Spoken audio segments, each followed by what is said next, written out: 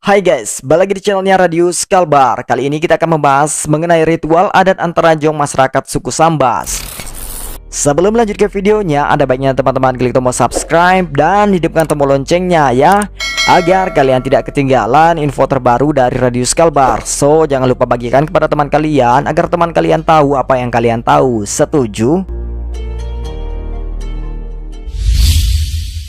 Antarajong adalah satu di antara upacara adat tradisional yang secara turun-temurun oleh masyarakat suku Sambas atau Melayu Sambas di Kabupaten Sambas, tepatnya di Kecamatan Paluh dan Kecamatan Teluk Kramat, untuk menanam padi yang dilaksanakan setiap tahun pada masa bercocok tanam tiba, guys.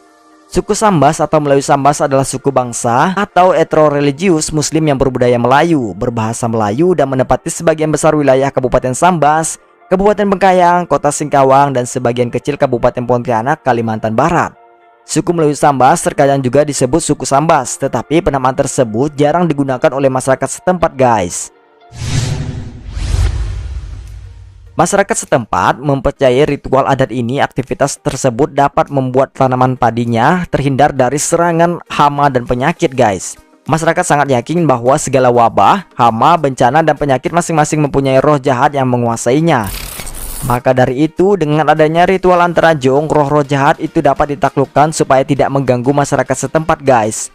Lokasi ritual tahunan ini bertempat di Pantai Tanah Hitam, Kecamatan Paluh, Kabupaten Sambas, dan waktu pelaksanaan ritual Antarajong setiap pertengahan tahun, sekitar bulan Juni atau bulan Juli. Untuk menentukan kapan ritual Antarajong dimulai ternyata tidak sembarang, guys. Terlebih dahulu harus ada wangsit atau alamat yang diterima oleh pawang dari alam gaib. Sampai sekarang Antarajong masih diyakini warga. Rata-rata masyarakat setempat masih berpatokan kepada proses ini untuk memulai musim tanam, kecuali yang menggunakan bibit unggul atau padi 3 bulan itu, guys.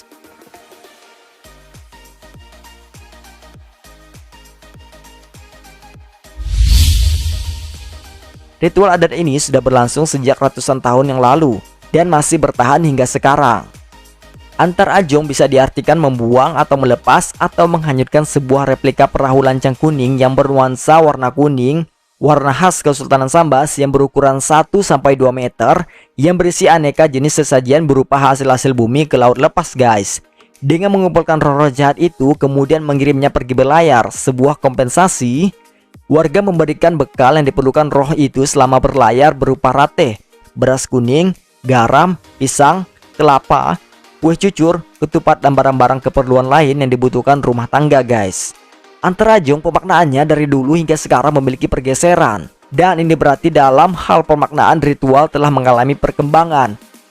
Ritual Antarajong diawali dengan musyawarah dan permohonan doa, dilanjutkan dengan upacara besiak di malam sebelum yang dipimpin oleh seorang pawang yang didampingi oleh peradi, asisten pawang yang menjembatani komunikasi dengan roh.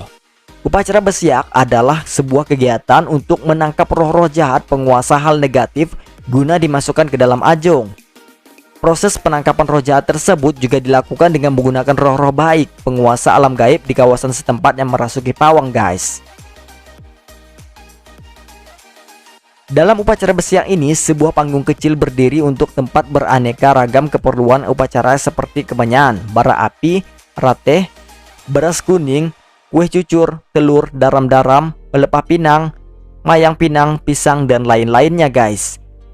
1 tong besar air yang sudah dicampur dengan berbagai jenis bunga-bungaan di depan para pawang. Air inilah yang nantinya akan digunakan masyarakat setempat untuk merendam benih padi sebelum ditanam. Air inilah yang nantinya akan digunakan masyarakat setempat untuk merendam padi sebelum ditanam, guys. Ketika memanggil roh, peradi dan pawang bersaut-sautan melantunkan syair dan lagu khusus yang diiringi dengan pukulan gendang dan alat musik lainnya.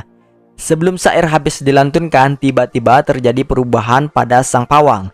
Tubuhnya berkelonjotan sesaat dan matanya nanar menatap penonton. Itu diyakini sebagai petanda bahwa tubuhnya telah disusupi oleh roh. Peradi kemudian berkomunikasi dengannya dan menyatakan maksud pemanggilannya, guys.